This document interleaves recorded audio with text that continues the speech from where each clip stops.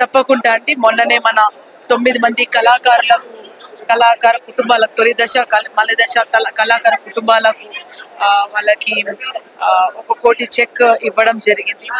అట్లాగే రానున్న టైంలో కూడా ఈ కళాకారులు మన తెలంగాణ వచ్చినప్పటి నుంచి నిజమైన కళాకారుల గుర్తింపు జరగలేదు. ఆ నిజమైన కళాకారులు డిస్టిక్ వారీగా ఎవరైతే ప్రజల కోసం పనిచేశారో, ఎవరైతే తెలంగాణ కోసం ఉద్యమాలలో పార్టిసిపేట్ అయ్యారో ఆ స్టాటిస్టిక్స్, ఆ డేటా సమకూర్చే ప్రయత్నంలో ఉన్నారు. ఇప్పుడు దాని గురించి ఒక కమిటీ వేయడం స్టార్ట్ చేశారు.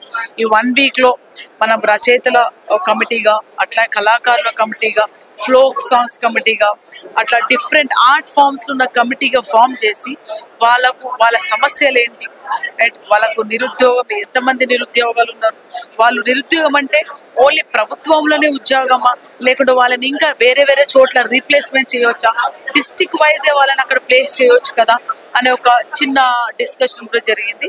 దాన్ని తప్పకుండా ప్రభుత్వానికి మన జూపల్లి గారు ఖచ్చితంగా ఈరోజు జరిగిన డిస్కషన్ని మనం ఒక వినతి పత్రంగా ఒక స్ట్రాటజీ రూపంగా ప్రభుత్వానికి సబ్మిట్ చేసి వాటిని ఆమోదం తీసుకురావడానికి తను ఖచ్చితంగా ప్రయత్నిస్తారు. దాంట్లో మొదటిగా కళాకారులకు పెన్షన్స్, ఆల్రెడీ ఉన్న వాళ్ళకు పెన్షన్స్ 1500 నుంచి 300లకు పెంచే ప్రయత్నం చేస్తామన్నారు.